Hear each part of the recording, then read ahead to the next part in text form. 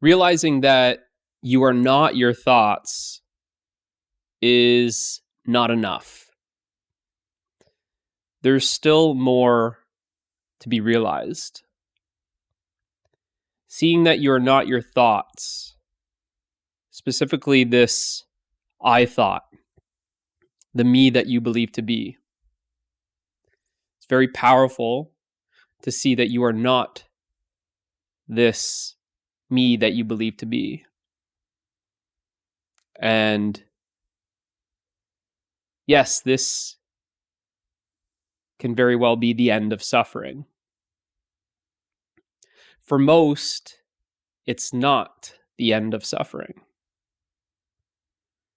Suffering still continues because there's more to realize. That the essence that you are is also what makes that thought, what that thought is made of. The essence of that thought is the essence that you are. Now, how is it possible to still suffer after seeing that you are not that thought, that I thought, that me that I believe to be? First, there's the identification with that thought. This is the me that I believe to be. And this is what is suffering. And then we see that, well, this me that I believe to be is just a thought, and I'm not that thought. What I am is this awareness. What I am is no thing. And this is freedom. It's the freedom from being something. But it's not the freedom of being everything. Until it's realized that this essence that is not a thing is actually the essence of everything. So where there still can be suffering is when we create another imaginary division between no thing and something. So I've disidentified with something, this me thought, this I thought, this thought is a thing. I have now disidentified with this thing, and I'm no longer something. I am now no thing. And where the additional suffering can be created is now the exclusion of things, where then you set up another form of separation, which is to separate no thing from everything, to separate the formless from form. And it looks a lot like this renunciation. I am the awareness, but I have nothing to do with the world. I'm going to sit as stillness and silence, but I can't be around my family. I can't go to work. And this sets up just another flavor of suffering, you could say. Because you're now introducing a different type of separation. It's still separation. Before there was, I am something separate from everything. And now we disidentify with something and saying, well, I'm not something, I'm no thing. And as no thing, I'm now separate from everything. It's still this mind game of clinging to a this or that. The mind only knows this or that. It can't comprehend this and that. So clinging to the formless is still a form of suffering. Because any sort of clinging or grasping and any sort of resistance or aversion is suffering. And it's now seeing that, well, this formless essence is actually what the forms are made of. That there's actually no separation between formless and form. That the formless is the form and the form is the formless. There's no separation. There's no division.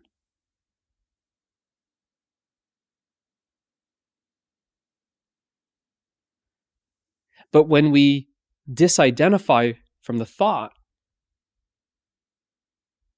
and then exclude thoughts, no, I can't think anymore because that's going to mess up my silence. Thinking is bad. Oh, this me that I believe to be, this person, well, I'm not the person. And now there's a rejection of the person, a denial of the person. Well, you see what's happening. You're just creating another separation. You're saying, I'm the formless, but I'm not the form. When really that form, the body-mind, the world, actually is the formless.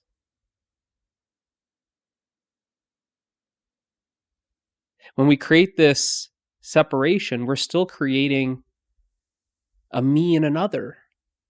It's just a different type of me. It's the me, now me, the formless, separate from the other, the form. It's me, awareness, separate from the world.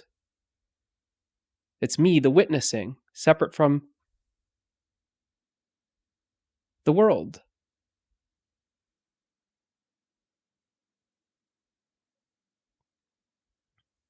And it's realizing the essence that you are is the essence of everything. It's realizing that there's absolutely no separation.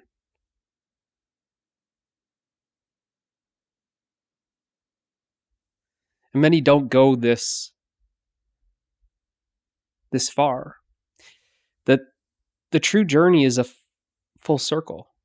It's when the journey goes full circle, when there's no difference between samsara and nirvana. There's no difference between the destination and the journey. The journey is the destination, and the destination is the journey. Emptiness is fullness. Fullness is emptiness. Nothing is everything. Everything is nothing.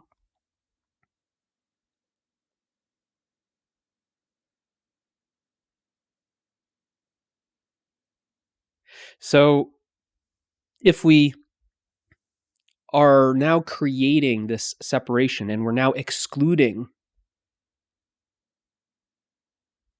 form, we're excluding society, we're excluding our job, we're excluding our family, we're excluding the world, and not recognizing that that's actually all you. The family that you're excluding is you.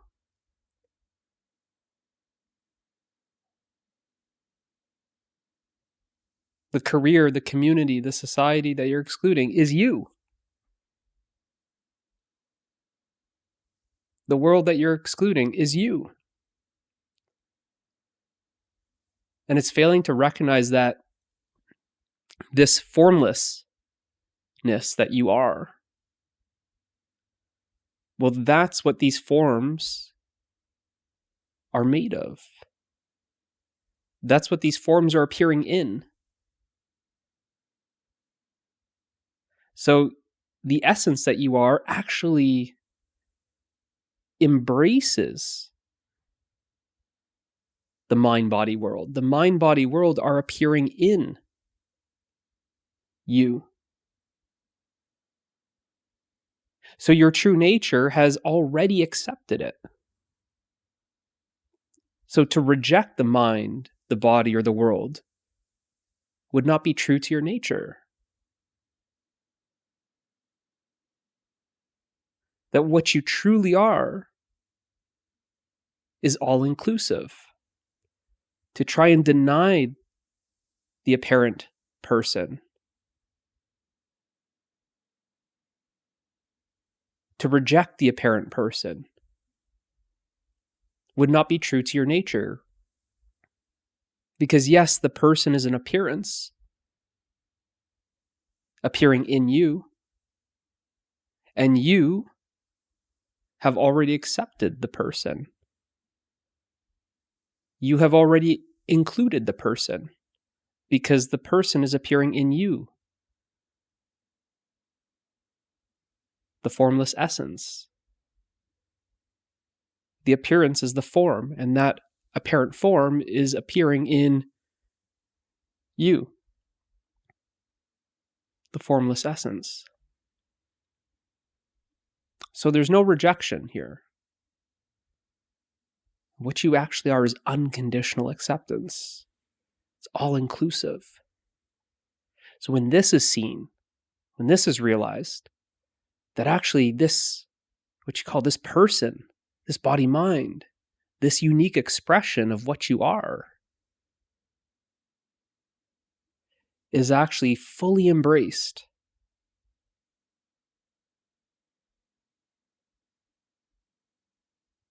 This unconditional acceptance, unconditional love for all appearances, for all forms. That then you actually start experiencing that this unique form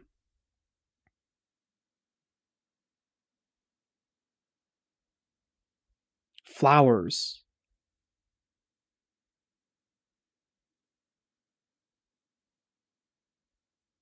that it expresses its full potential.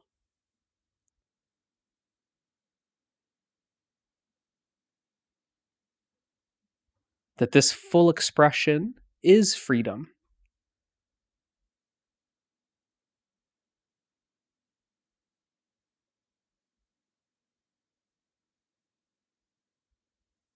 That it becomes a expression of the freedom that you are.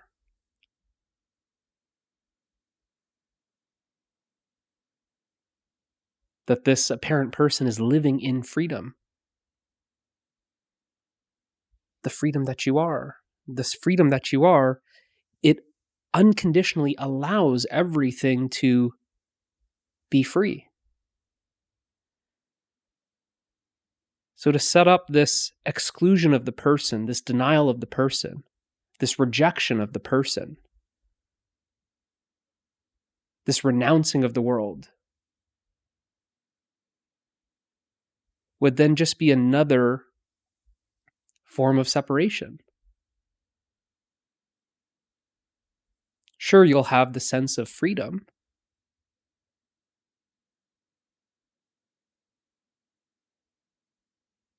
but it's only the freedom from being something.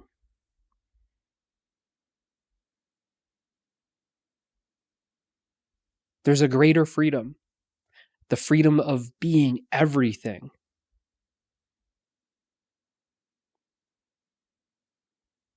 The freedom from being nothing. The freedom from being something and just being nothing, no thing. Yes, there's great freedom in that.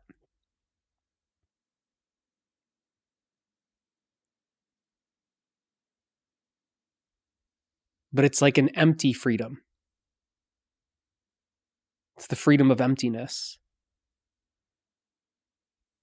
But realizing that everything is made of you.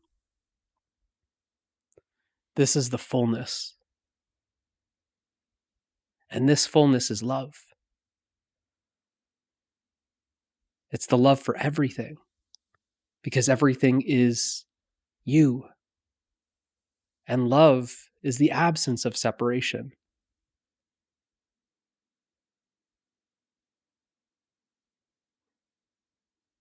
So this is the freedom of fullness.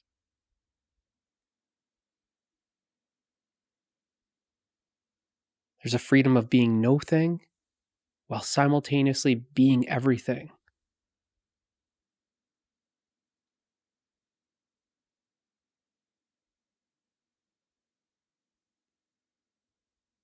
And this is the totality. This is the full circle. Where there's no denial, there's no suppression, there's no rejection, there's no limits.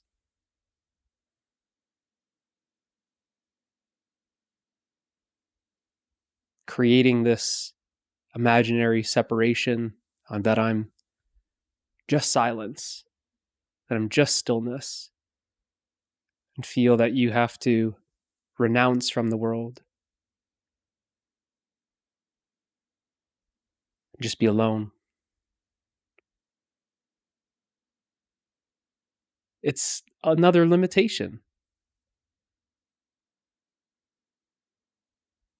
that we create. It's about realizing that there are no limits.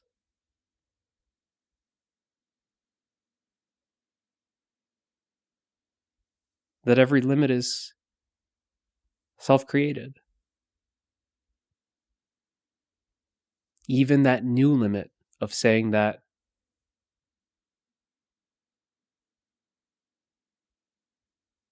I'm not this, I am that. That's another limit.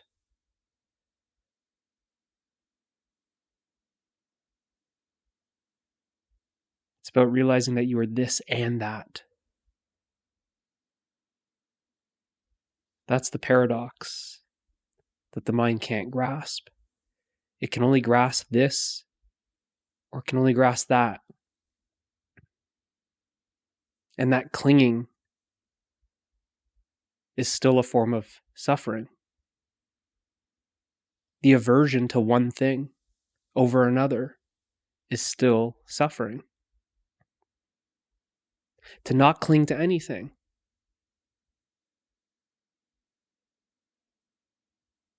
is true freedom.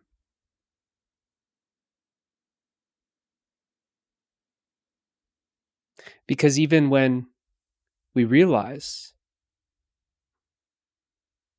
that we are not our thought, we are not something, that what we are is no thing, the mind can create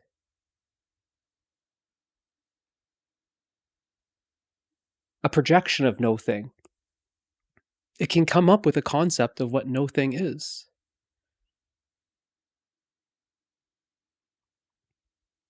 It can objectify silence and stillness. It can objectify awareness. And it's so subtle, this delusion.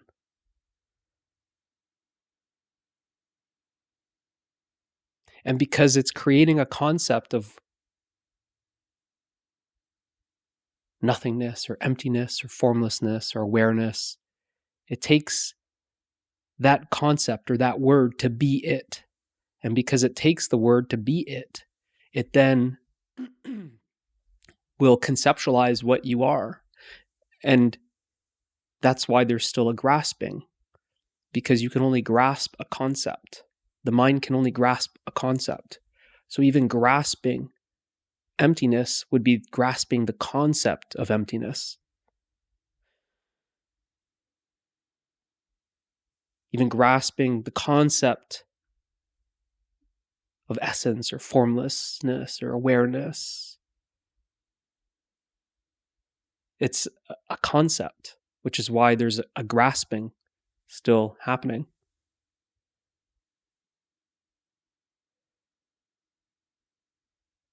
But to let go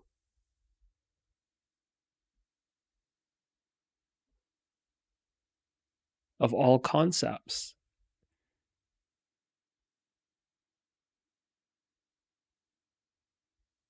to let go of all grasping, all clinging, to let go of all reference points.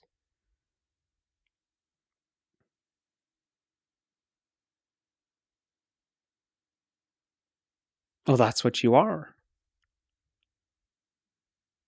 There's no limit, because what you are is limitless. Still creating this limit that I am this, or to go from I am this to I am that, and now say, I'm going to value that over this. That's still separation.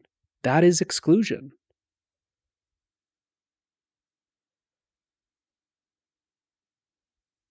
All inclusive is this and that.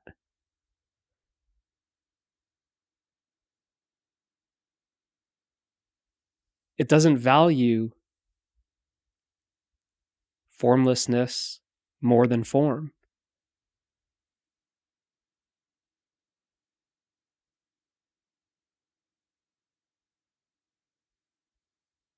It's seeing that the two are one.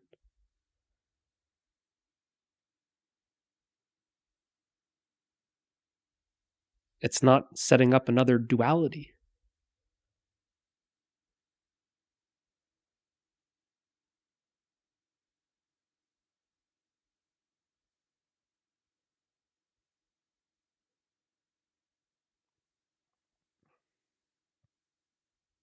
So hopefully this helps. See you in the next one.